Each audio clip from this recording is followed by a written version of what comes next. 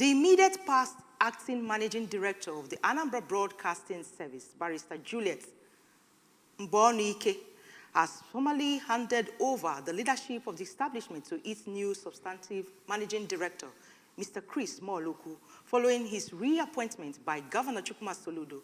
During the handover to Mr. Molokwu, Barrister Mbonu disclosed that she had piloted the affairs of ABS as acting managing director for the past 4 months and wished him success. Chukwuemeka Modelemu, further report. Speaking to the ABS crew after the formal handover ceremony, Mr. Molokwu expressed gratitude to Anambra State Governor, Professor Chukwuma Soludo, for recognizing the positive changes he made in the outfit. In the last 16 months, he piloted the affairs of the station by reappointing him. The new ABS managing director promised to steer the establishment to global digital quality and introduce new concepts that will place ABS above other stations in Anambra and beyond. He also promised to work with the ABS management team and staff to realize his vision for the establishment. The reward for good work is more work.